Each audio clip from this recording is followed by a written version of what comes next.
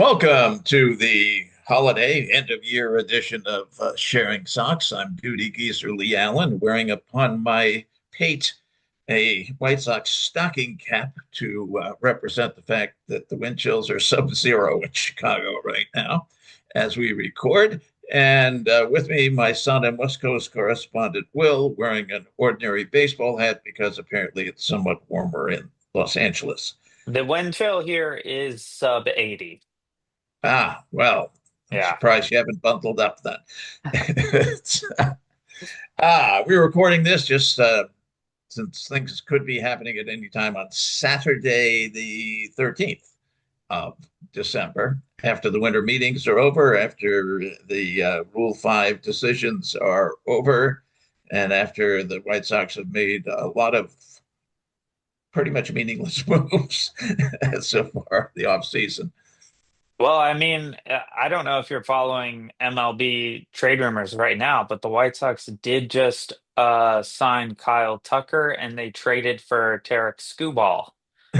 Oh, wait, no, that's what Scrooge's life would have been like if he wasn't a miser. Yes, you had me going there for a moment. I thought, wow, that would be good. We Can we you could we could imagine?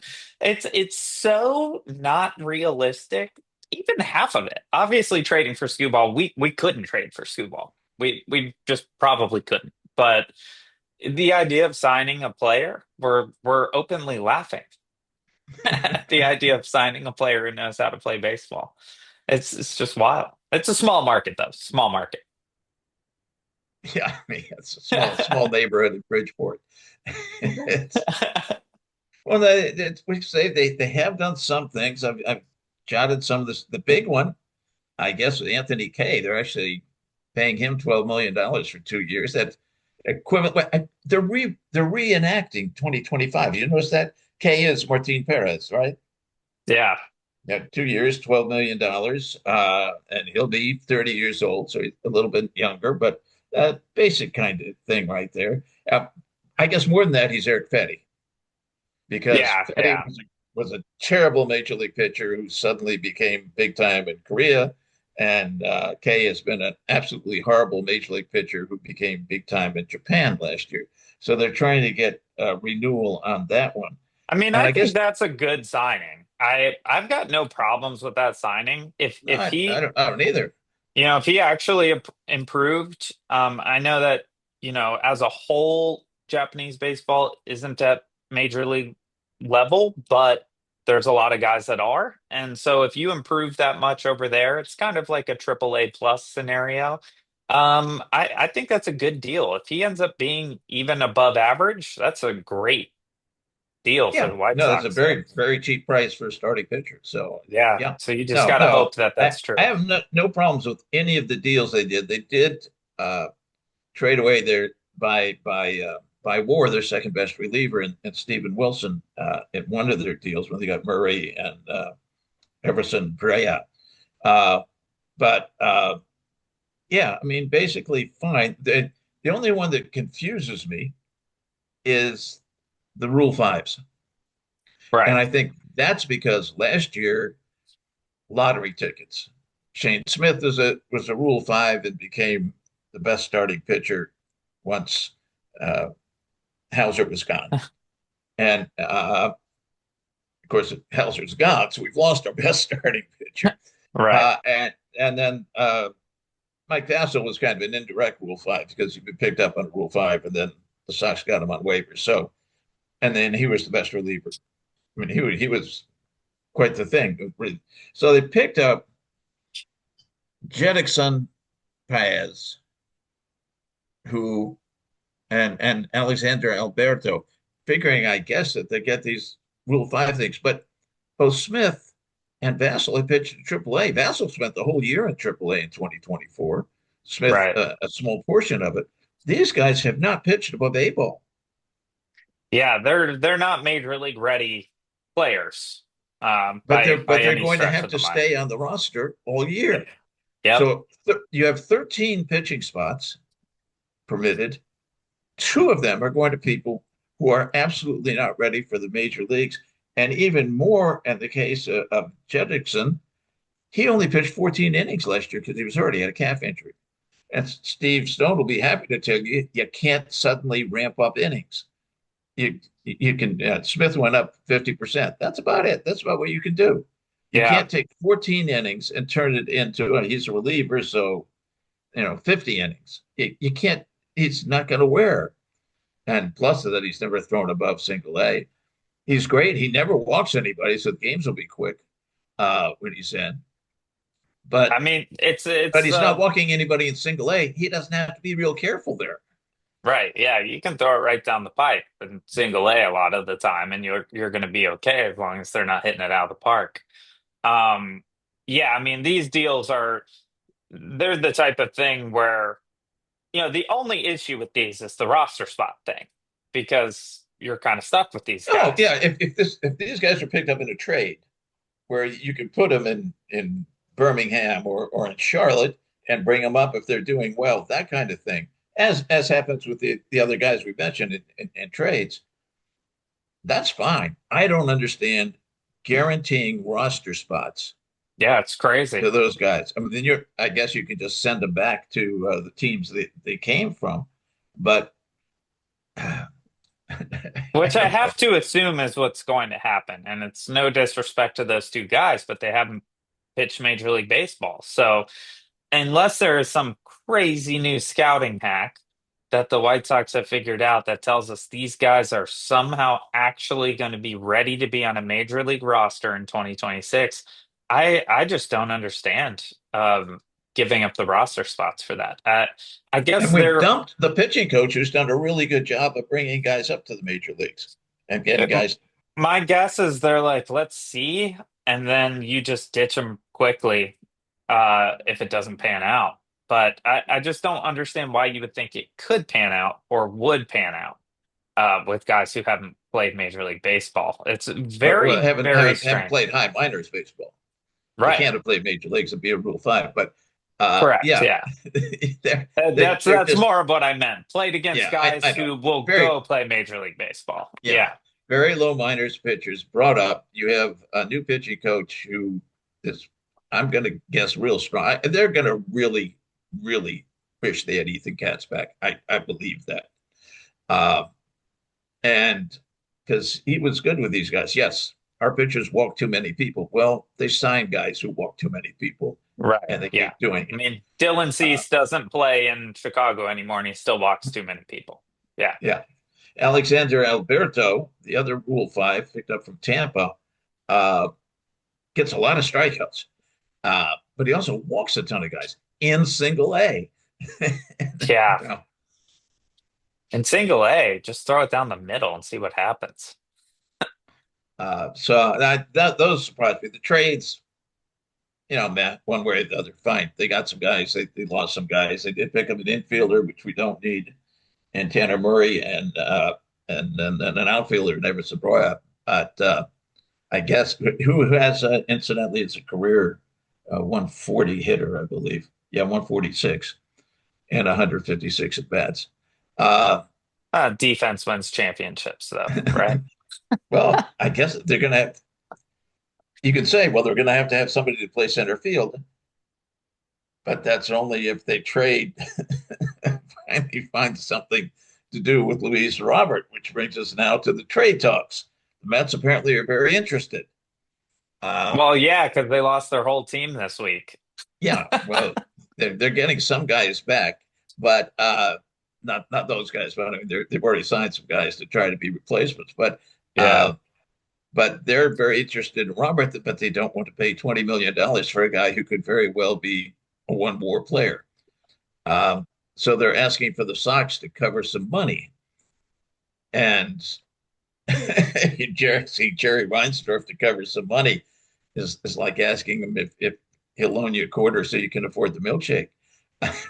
Yeah. It's that's not Reinsdorf.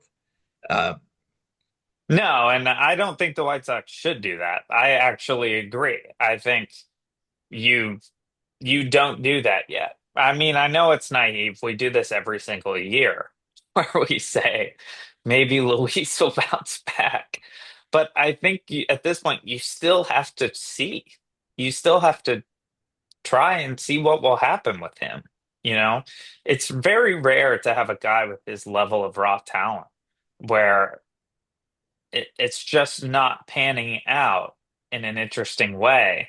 And I think that you kind of have to keep holding out on that because $20 million is nothing these days for a major league player of much note. It's just not that much. So I think you hold out and see what happens because it looks like a really, really great scenario if he comes out and looks decent and I know I'm saying the exact same thing I said We said in before we 25 started. and 24. As We in said the same thing. 24, I'm saying the exact same thing. I'm very well aware. I'm sure every White Sox podcast is saying the exact same thing about Luis Robert right now. That is, well, if he starts hot, and he's yet to do that. But it's possible because he's so talented in terms of his tool set. It's possible it could happen. I would hold out. I just would. I mean, you're not going to win next year. You're not going to be competitive next year. So No, what's the what's the and I think point? this ties to those Rule 5 guys because while those of us who are fans know they're not going to be competitive, there's no way. Yeah, They're admitting and taking two Rule 5 guys who are not anywhere close to being on the major leaguers and taking up two of your 13 pitching slots with that. They're admitting we have no possibility of being competitive next year. They're not supposed to admit that while they're trying to sell tickets. correct. You're not Yes. supposed to admit that till after all your season tickets are gone. That's, That is true. But they also probably realize there's no way all their season tickets are going to be gone. So might as well just be honest about this.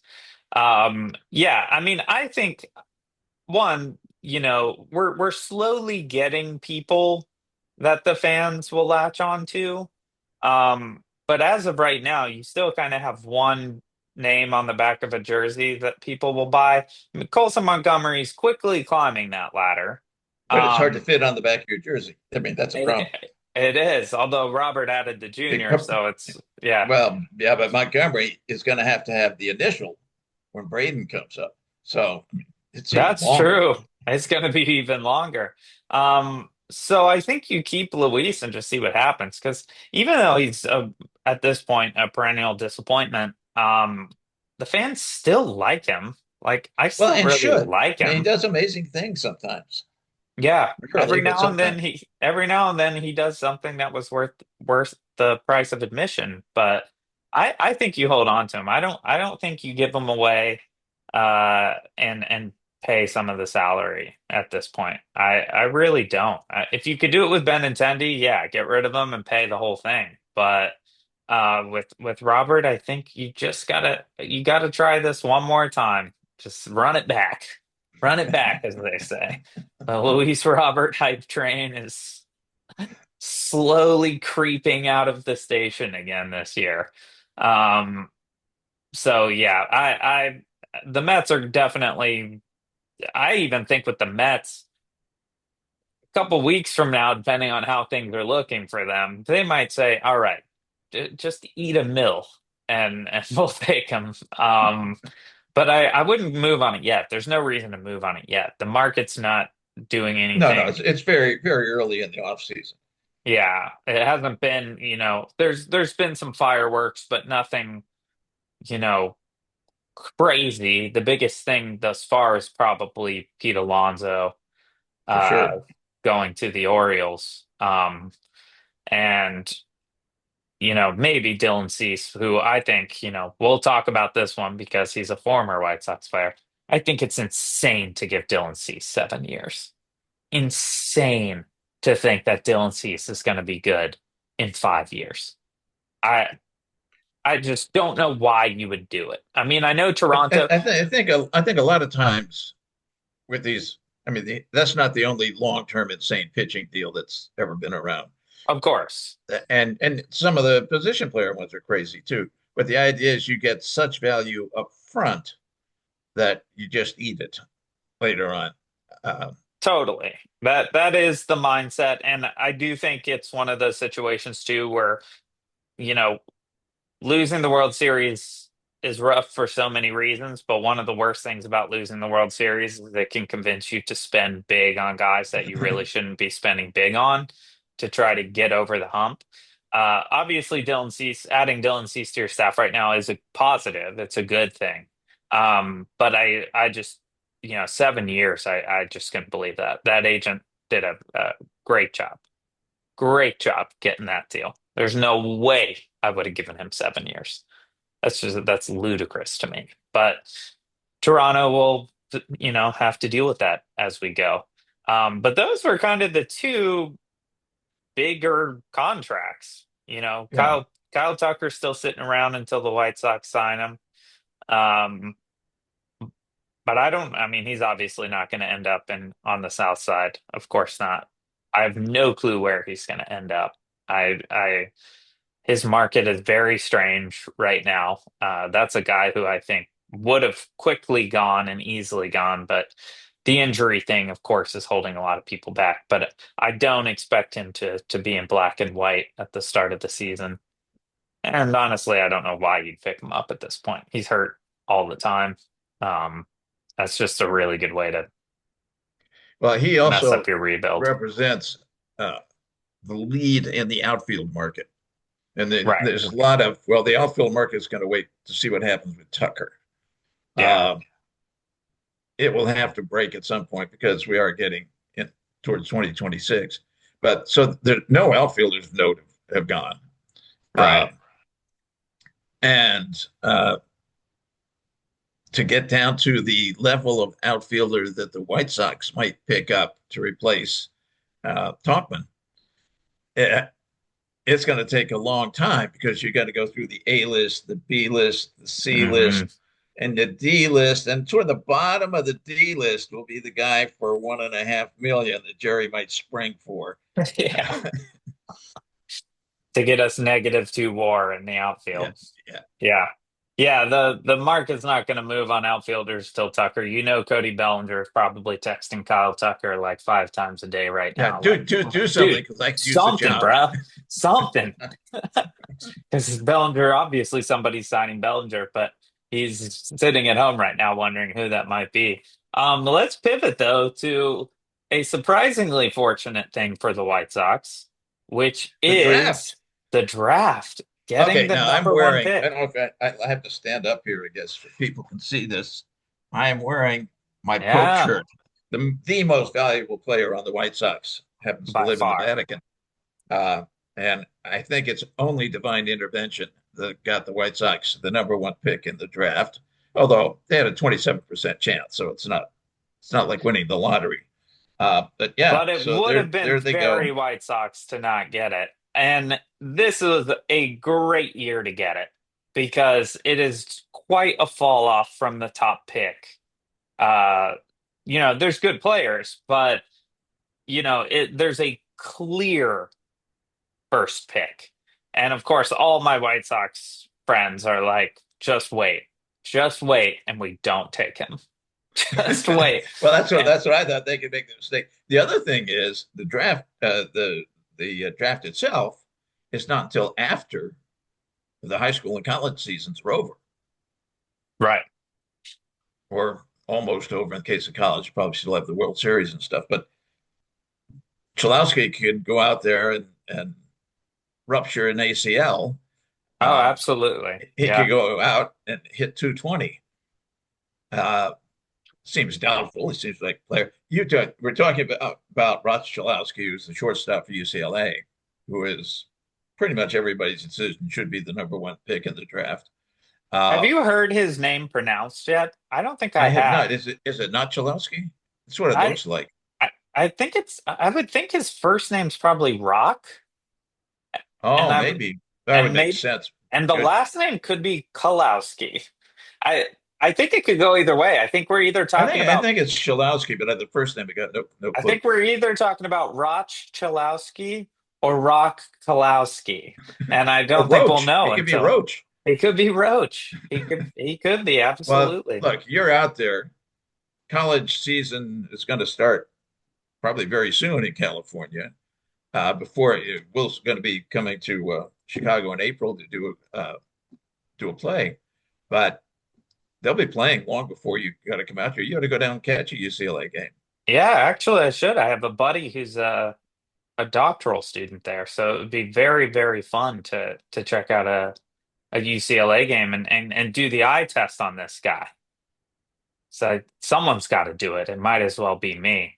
But I'm very intrigued by him. I mean, I think it's a great year to get the first pick, and unless the things you mentioned happen, uh, I just think it was such a great year to win that slot, and it kind of gives me a little more hope than I should have, but it's a great situation to be in because there's not a lot else in the top 10 that gets me really excited. And I think he's really got a ton of potential. Of course, this is Major League Baseball, so first picks don't pan out a lot of the time. The last time the Sox had a first pick was 1977, and he's in the Hall of Fame. That was Harold Baines. And the last time before that they had a first pick, he never played a game in the majors. So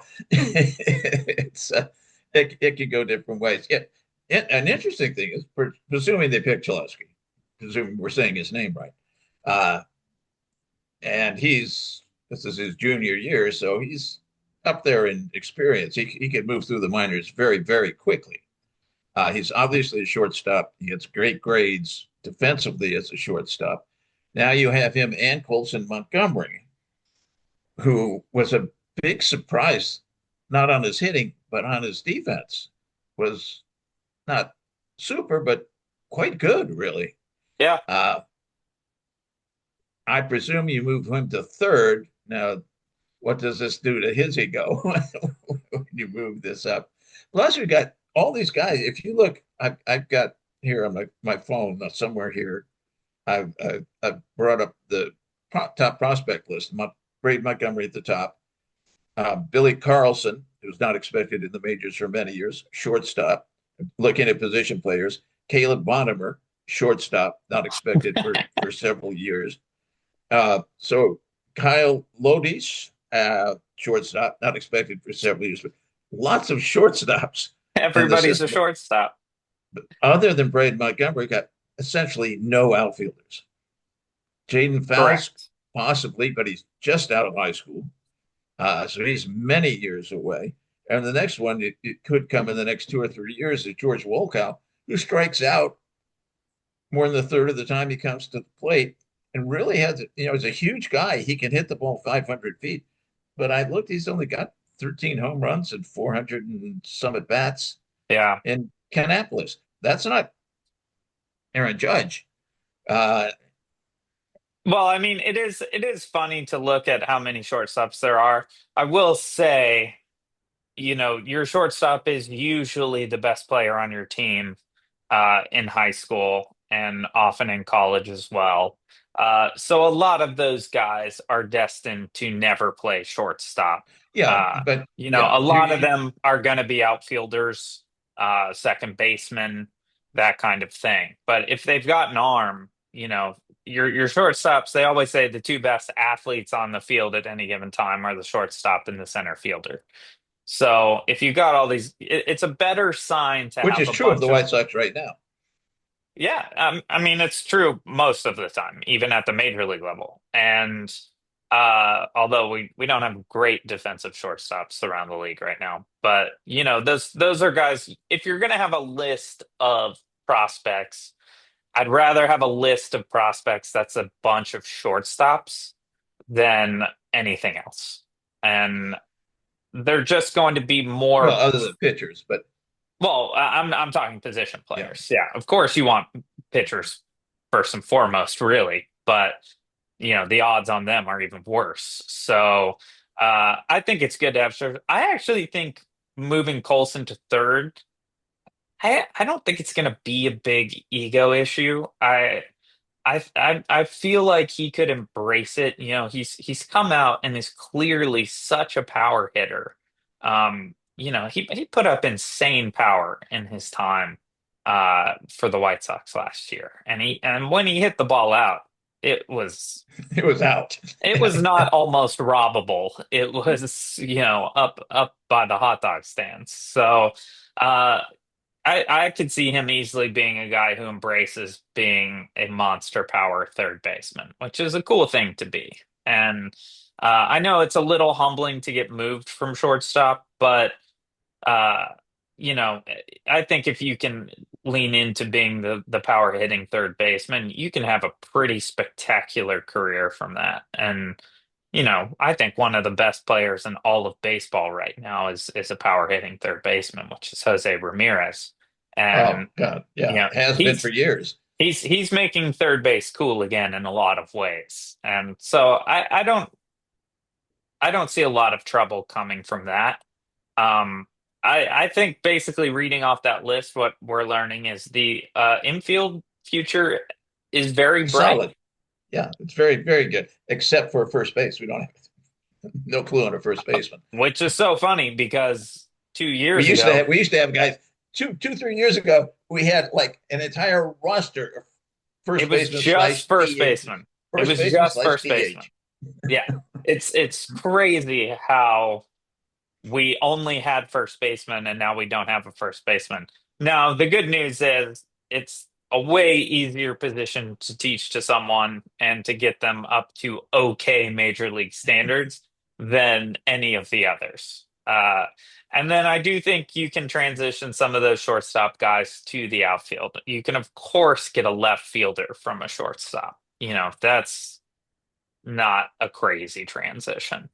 Um, Center field, you kind of want a tried and true outfielder, but a lot of these shortstops have played a lot of outfield. I'm feeling very good about the future of the position players for the White Sox. Now, do I feel good about that in 2026 or 2027? No. No, But we'll be bad in 2026. Everyone will get a nice year off to rest and recuperate in 2027 when we don't play baseball. And then we might be competitive by 2028 when baseball not if we have the resumes. year off in 2027. We won't be. Correct. Yeah. Although maybe they're all young. Maybe they'll form like a sandlot kind of scenario where they're out there all day, every day, parents yelling at them to come home for dinner, playing under the fireworks because they couldn't afford a field with lights. I could see that happening as well. Um, Pitching to me is a lot more bleak. Um, I don't have a ton of faith in the future of pitching for the White Sox. I think pitching there's some possibilities Obviously, for Schultz sure. and Hagen Smith Right, are considered to be the future stars. Hagen Smith keeps moving down the prospect list right. because he has a hard time discovering where the strike zone is. And Schultz has had injury problems. So we don't really know. Expect both of them will be up at some time next year, toward the end of the season, maybe. But we don't really know that either one will be major league ready in 2026. Yeah, and of course with pitchers, it's not only are Yeah. they going to be good, but it's how are they going to recover from their first Tommy John, Yeah. which is pretty much just the name of the game these days. So, I think when it comes to pitching, there's some decent things in the pipeline, but a lot of that's going to have to come from dealing and signing. And as we know, not a forte of the Chicago White Sox is dealing for elite pitching talent, or trading Dealing for for it any or talent. signing it. Dealing for anybody or signing anybody of note is just not it. So what you kind But of have to hope for is all these position players actually do end up panning out and are very capable Major League Baseball players, which kind of then would force the hand. But also, we're talking about years down the line in which these decisions might be coming from someone else, and there might be a different vibe around the team, depending on what depending happens. on how long the 89-year-old man lives. That's it's Right. not a nice way to put it, but that's basically the case.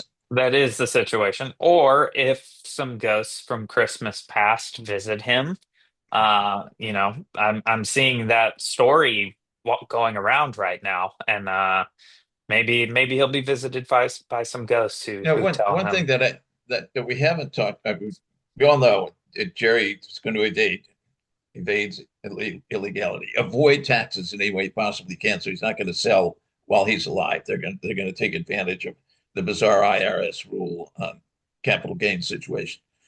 Correct. But I don't see why there's a reason he couldn't not sell but turn over the chairmanship. Now that's the theory that they talked about with Ishbia, but he's just such a control freak.